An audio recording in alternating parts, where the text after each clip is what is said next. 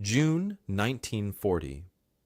Franz Weber stood at the edge of the Canadian prisoner camp and stared at nothing.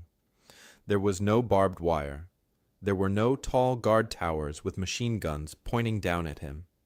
There were just open fields that stretched out to the horizon. Green grass moved in the wind. Trees lined a road in the distance. A few wooden buildings sat behind him, and that was it. He turned to the Canadian guard standing nearby. The guard wore a clean uniform. He looked relaxed, almost bored. Franz asked in broken English where the fence was. Where were the walls? The guard looked at Franz like he had asked a strange question. Then the guard shrugged and said something that made Franz's blood run cold. "You can go for a walk if you want," the guard said. "Just be back by dinner." Franz thought it was a trap. It had to be a trap. They wanted him to run so they could shoot him in the back. That's what guards did. That's what he had been told they would do. This was June of 1940, and everything Franz knew about the world was about to fall apart. Just weeks before, Franz had been a soldier in the German army. He had worn his uniform with pride. He believed in the cause. He believed what his leaders told him. Germany was strong. Germany was superior. The enemies were weak and cruel. If you got captured, they said, you would suffer. You would starve. You would be beaten. They told stories from the Great War, from 1914 to 1918, about prisoners who died in mud and cold, about camps where men ate rats to survive, about guards who treated German soldiers like animals. Franz had believed all of it. Why wouldn't he?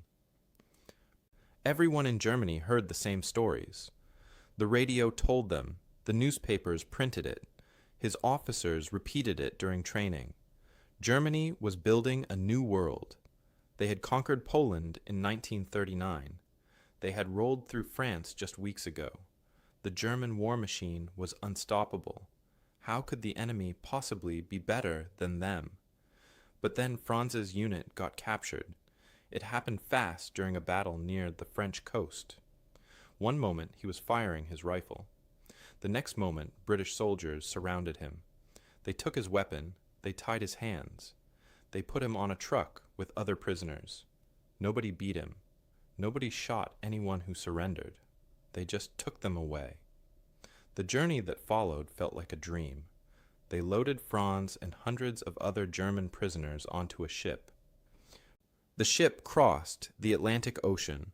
Franz had never seen so much water. For days and days there was nothing but gray waves and gray sky. Some men got sick from the rocking. Others just stared. They were going to Canada, the guard said. Franz barely knew where that was. Somewhere far away. Somewhere cold. Somewhere in the middle of nowhere. When the ship finally docked, they put the prisoners on trains. These weren't cattle cars. They were real passenger trains with seats and windows. Franz pressed his face against the glass and watched Canada roll by. He saw forests that seemed to go on forever, trees taller than buildings, rivers as wide as roads, towns with clean streets and cars parked outside houses, farms with huge red barns and green fields full of crops. The train kept going, hour after hour, day after day. Franz started to understand something that frightened him. Canada was massive. It was bigger than Germany, much bigger, and it looked rich. The infrastructure was everywhere. Power lines ran next to the tracks. Roads crossed under bridges. Factories sent smoke into the sky. Everything looked organized. Everything looked like it worked. Franz had been told that Germany had the best of everything. The best roads, the best factories, the best technology. But looking out that train window, he wasn't so sure anymore. This didn't look like a weak country. This didn't look like a place that was losing. The train finally stopped at a small town in Alberta. Lethbridge, someone said. The prisoners got off and guards marched them down a dirt road. Franz expected to see walls rising up in the distance. He expected to see guard towers with searchlights. He expected to see what a real prison camp looked like. Instead, he saw wooden buildings arranged in neat rows. He saw a flagpole with a Canadian flag moving in the wind. He saw guards standing around talking to each other. And he saw that horrible, impossible thing. No fence, no wall, nothing to keep them in. Just open prairie land stretching away in every direction. The guards lined them up, and a Canadian officer spoke to them in German. The officer said they were now prisoners of war. They would follow rules. They would work if asked, but they would be treated fairly according to international law. Then the officer said something that made no sense. He said the camp had no fence because there was nowhere to run. They were 1,000 miles from Germany. If they tried to escape, they would die in the wilderness or freeze in the winter. It was safer to stay. Franz looked at the other prisoners. They all had the same confused look on their faces. Some men whispered to each other. Others just stared. One older soldier started laughing, but it wasn't a happy laugh. It was the laugh of a man who realized something terrible. The guards walked them to their barracks. Franz expected a dark, cold building with straw on the floor. Instead, he found a clean wooden structure with real beds. Each bed had 2 blankets. There were windows with glass. There was a stove in the middle for heat. There were shelves for personal items. It looked better than some German army barracks he had slept in. That first night, Franz lay in his bed and stared at the ceiling. Outside, he could hear the wind across the prairie. He could hear guards talking and laughing. He could hear nothing that sounded like a prison, and that scared him more than barbed wire ever could. The next morning, a bell rang at 6 o'clock. Franz got up, expecting the worst. In the German army, mornings meant cold water and hard bread. Sometimes there was weak coffee. Usually there was shouting. He shuffled outside with the other prisoners and followed them to a large building. The smell hit him before he walked through the door. Bacon. Real bacon frying in pans. Franz stopped walking. The man behind him bumped into his back. Franz barely noticed. He just stood there breathing in that smell. When was the last time he had bacon? His mouth started watering. His stomach made a noise. Inside the dining hall, Franz couldn't believe his eyes. Long tables filled the room. Canadian cooks stood behind a counter with huge pots and pans. Steam rose from everything. A cook waved the prisoners forward and started putting food on their plates. Scrambled eggs, 3 strips of bacon, 2 pieces of toast, real butter in little squares, a cup of coffee, sugar on the table, actual white sugar. Franz sat down and stared at his plate. This was more food than German soldiers got. This was more food than he had eaten in a single meal in months, maybe years. He picked up his fork and took a bite. The eggs were hot and fresh. The bacon was crispy. The toast had real butter that melted into the bread. He ate slowly at first, then faster, then he couldn't stop. Around him, other prisoners ate the same way. Some men had tears in their eyes. Nobody spoke. They just ate. Later, Franz found out they would get 3 meals like this every day. Lunch might be soup and sandwiches with meat and cheese. Dinner could be chicken or beef with potatoes and vegetables. Sometimes there was pie. On Sundays, they got extra portions. A guard told him each prisoner received about 3,000 calories per day. Franz didn't know exactly what that meant, but he knew it was a lot. Back in Germany, his mother's letters talked about food shortages, ration cards that didn't stretch far enough, bread made with sawdust mixed in. She was probably eating half what he ate now, maybe less. The second shock came that afternoon. A guard told Franz he could walk around the camp. Franz asked how far he could go. The guard pointed to a line of white stones about 200 feet past the last building. "Don't cross that line," the guard said. "Everything on this side is fine." Then the guard walked away.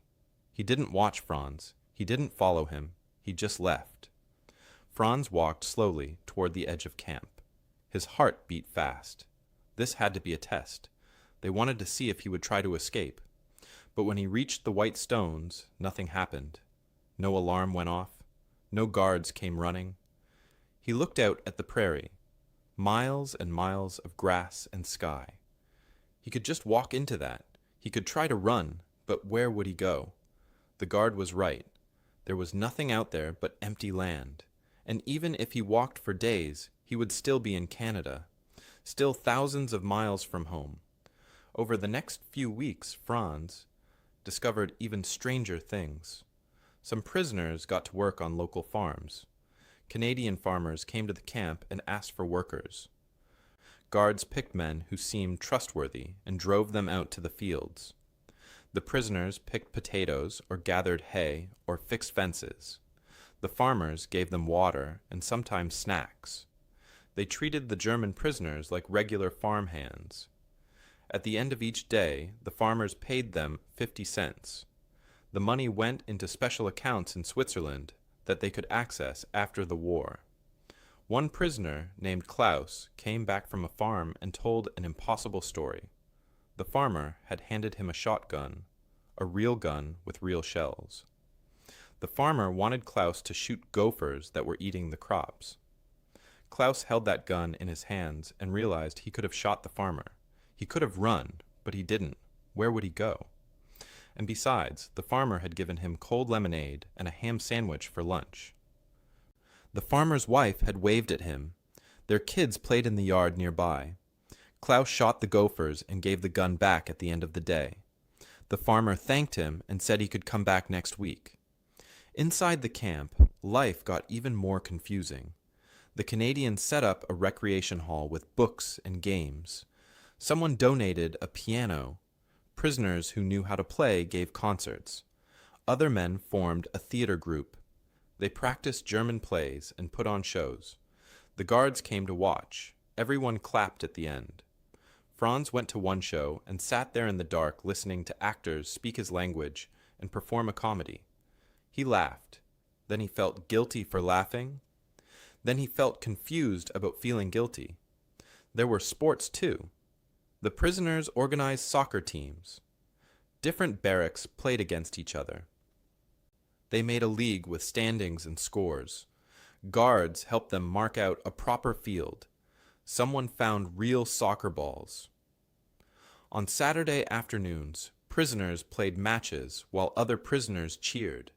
It felt like being back in school. It felt normal. And that was the problem. How could prison feel normal? The medical care shocked Franz most of all. A prisoner named Joseph got a bad toothache.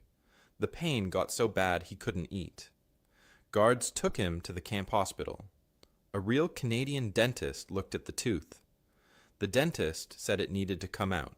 They gave Joseph medicine so it wouldn't hurt. They pulled the tooth. They gave him more medicine for after. They didn't charge him anything. Joseph came back and told everyone the dental chair was newer than anything he had seen in Berlin. The tools were clean and shiny. The dentist was kind. Another prisoner broke his arm during a soccer game. They took him to the same hospital. A Canadian doctor set the bone and put on a cast. The doctor checked on him every few days. The arm healed perfectly. The prisoner said the hospital had X-ray machines and proper operating rooms. He said it was better equipped than military hospitals he had seen in Germany. At night, Franz lay in his warm bed under his 2 blankets and tried to make sense of it all.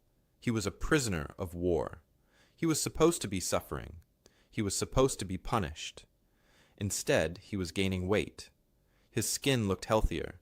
His teeth were getting fixed. He played soccer on Saturdays. He ate 3 hot meals a day. He could walk almost wherever he wanted. He went to plays and concerts.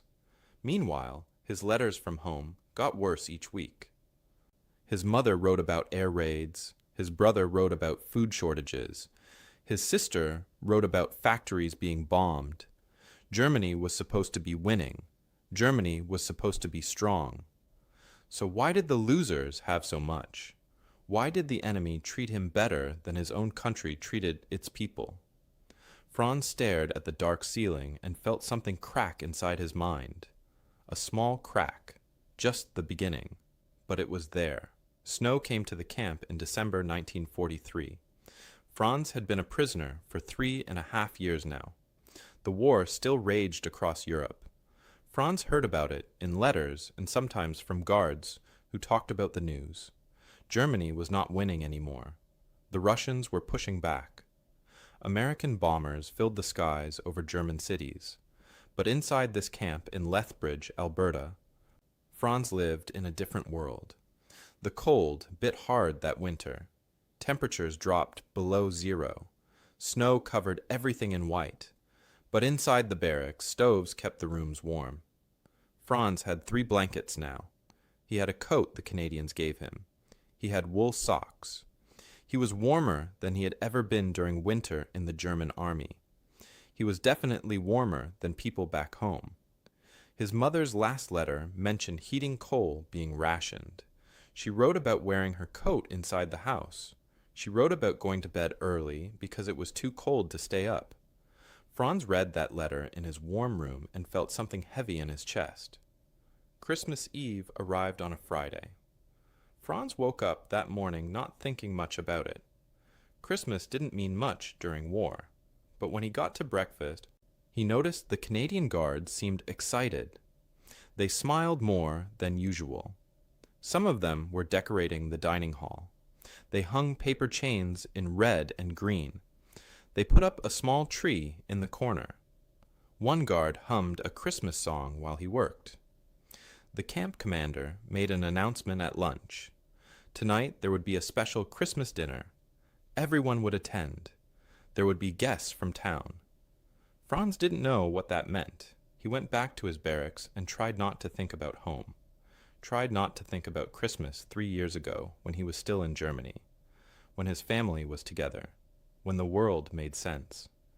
That evening, guards came and told everyone to go to the dining hall. Franz walked through the snow with the other prisoners. The sun was setting. The sky turned orange and pink. His breath made clouds in the air. When he opened the door to the dining hall, warm air rushed over him, and the smell, oh, the smell, roasted meat, baked bread, something sweet, pine from the Christmas tree, candles burning. The tables were different tonight. Someone had put white cloths over them. Real plates sat at each spot instead of the metal trays. There were glasses for drinks, folded napkins. In the corner, the little Christmas tree had candles on it. Their light danced and flickered. Franz stood there, taking it all in. Other prisoners filed in around him. Everyone got quiet. Nobody knew what to think. Then the food came out. Canadian cooks brought huge platters to the tables. Roasted turkey, baked ham, mashed potatoes with butter melting on top, carrots and green beans, fresh bread rolls still hot from the oven, gravy in bowls, cranberry sauce dark and red. Franz sat down and stared. This was more food than he had seen on one table in years. This was a feast. This was the kind of meal rich people ate before the war, and they were giving it to prisoners. A guard poured something into Franz's glass, beer, real beer. Not much, but real. Franz picked up his fork and knife. Around him, 300 German prisoners did the same. For a moment, nobody moved. Then someone started eating. Then everyone did. The room filled with the sounds of forks and knives on plates, of chewing, of glasses being set down, of men who had forgotten what a real meal tasted like. The turkey was perfect, juicy and tender. The ham had a sweet glaze on it. The potatoes were smooth and creamy. The vegetables were fresh, not from cans. The bread was soft inside with a crispy crust. Franz ate until his stomach hurt. Then he ate more. He couldn't stop. It felt wrong to stop. This might never happen again. After dinner, the door opened and cold air blew in. A group of people walked inside, Canadian people from the town, men and women and even some children. They carried boxes and bags. Franz tensed up. What was happening now? But the Canadians just smiled. They walked around the tables and handed out gifts. Small things.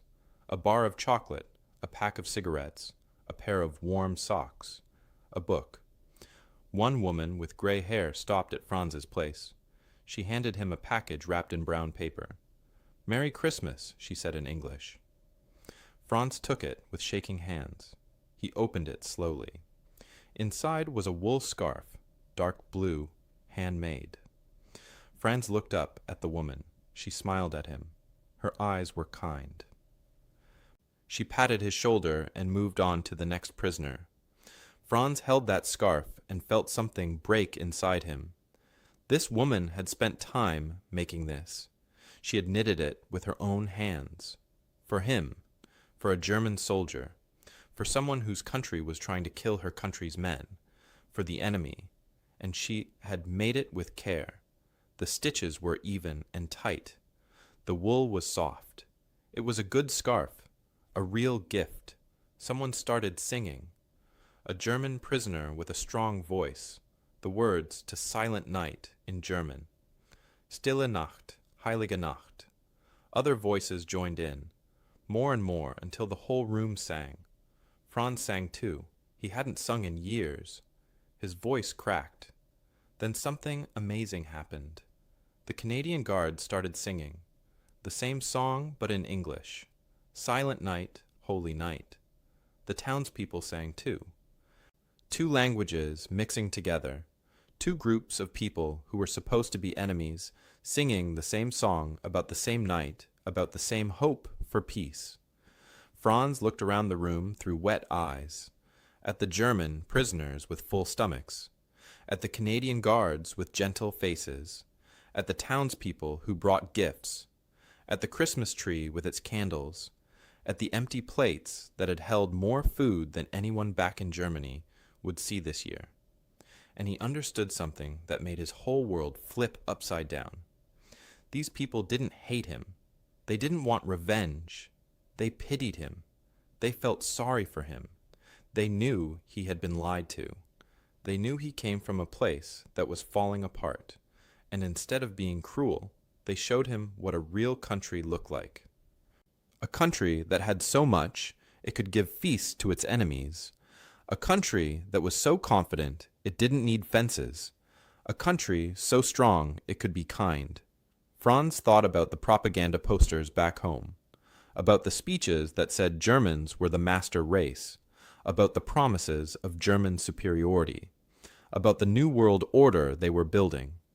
And then he thought about his mother eating bread with sawdust in it, his brother in a factory that got bombed every week, his sister hiding in basements during air raids.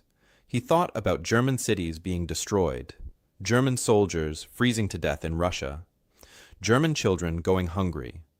And here he sat, the enemy prisoner, full of turkey and ham, warm, safe, with a handmade scarf from a woman who had no reason to be kind to him.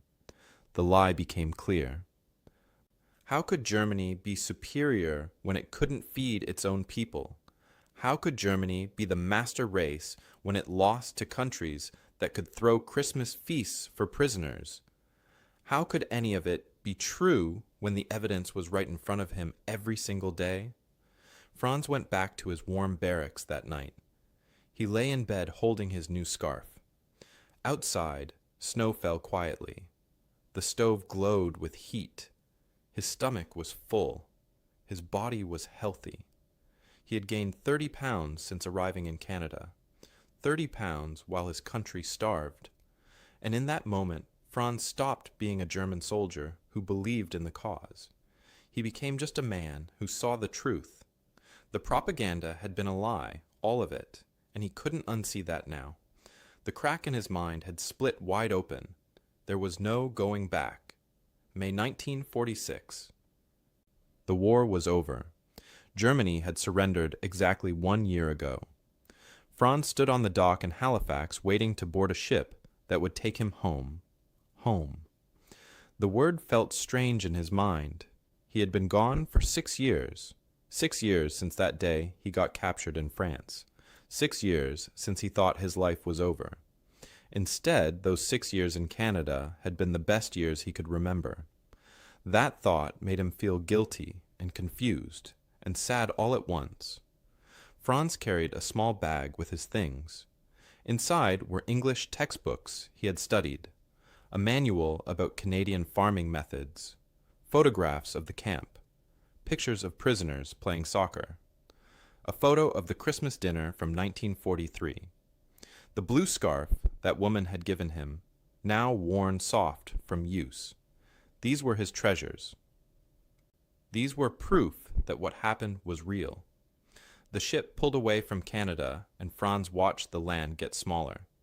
Other prisoners stood on the deck with him. Nobody talked much. They all knew what they were going back to. The letters had prepared them. Germany was destroyed. Cities were rubble.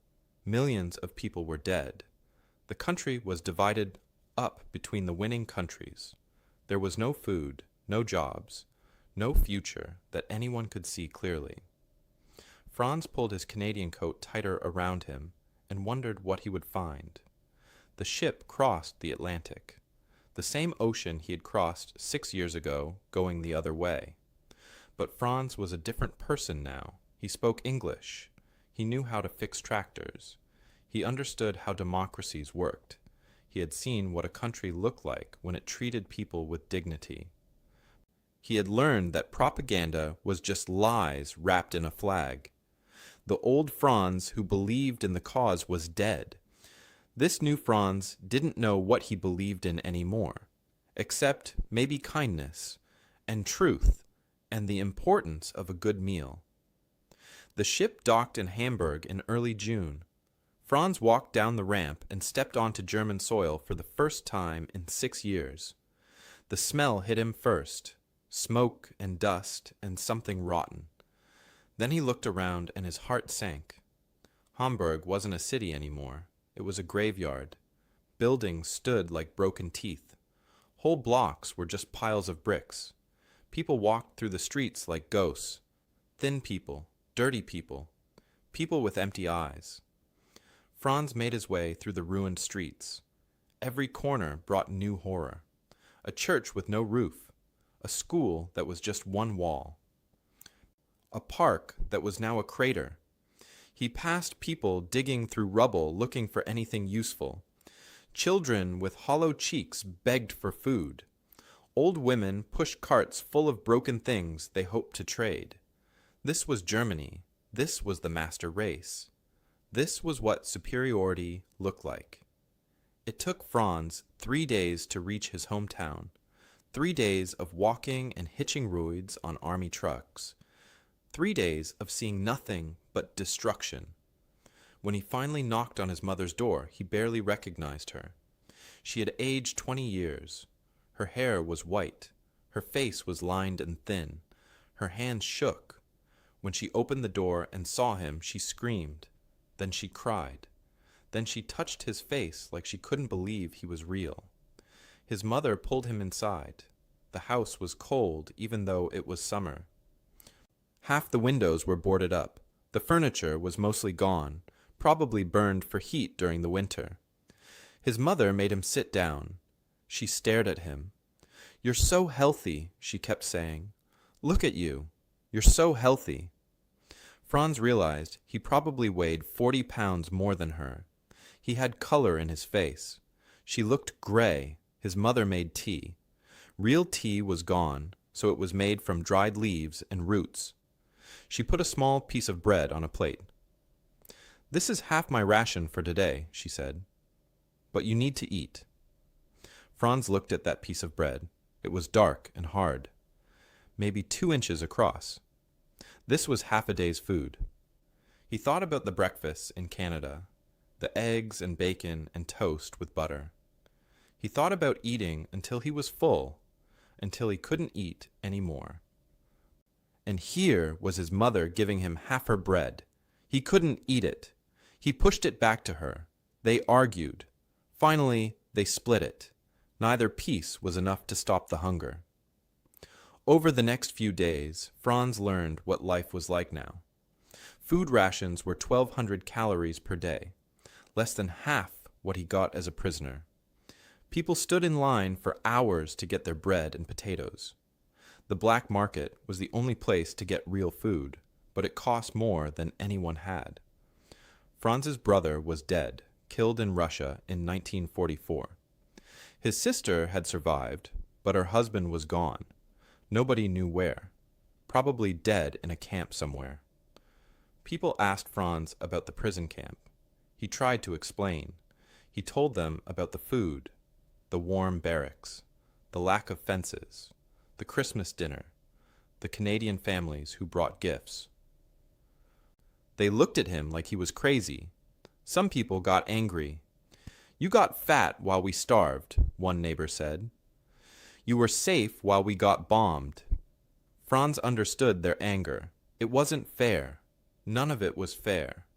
He had been the enemy and got treated better than the citizens of his own country. At night, Franz lay on a thin mattress in his childhood room, the same room he had slept in before the war. But everything was different now. The window was cracked. The walls had water damage. It was cold and damp and dark. He thought about his bed in Canada, the 2 blankets, the warm stove, the full stomach. In Canada, he had been a prisoner, but he could walk freely. Here he was free, but felt trapped by hunger and cold and despair. Franz started having a terrible thought, a thought that made him feel like a traitor. He missed Canada. He actually missed being a prisoner of war. How could that be possible? How could captivity be better than freedom? But it was true. In Canada, he had hope. He had food. He had friends. He had purpose. Here he had nothing but ruins and rations and memories of better days that would never come back. Months passed. Franz tried to help rebuild. He used the farming skills he learned in Canada to work on a farm outside town. The farmer paid him in food, potatoes mostly, sometimes an egg. Franz gave most of it to his mother. He watched her eat and thought about that Christmas turkey, the ham, the fresh bread, the butter, all of it given to prisoners while German civilians starved. The cruelty of it made him angry. But who should he be angry at? Canada for being kind to him? Or Germany for lying to its people and leading them into destruction? In 1948, Franz heard that some former prisoners were going back to Canada. The Canadian government was letting them immigrate. There was land, jobs, a future. Franz thought about it every day. He could go back. He could have a real life. But what about his mother? His sister? Could he abandon them? In the end, over 6,000 German prisoners made that choice. They left Germany and went back to the country that had held them captive. They married Canadian women. They became farmers and businessmen. They built new lives in a land that had shown them mercy. Franz stayed. He stayed because of family, because of duty, because someone had to help rebuild. But he kept his English books. He kept his photographs. He kept that blue scarf. And on hard days, when the hunger was bad and the cold was worse, he would take out those photos and remember. Remember that there was a place in the world where enemies could become friends, where abundance was real, where kindness wasn't weakness. Years later, Franz told his grandchildren about the camp with no fences, about the guard who said you can go for a walk if you want, about the Christmas dinner that changed everything, and he told them the truth he learned, the truth that haunted him and freed him at the same time. Canada won the war before they ever fought us, he said. They won by showing us what we could have been. They defeated us, not by breaking our bodies, but by proving we had been lied to all along. The strongest prison isn't made of wire and walls.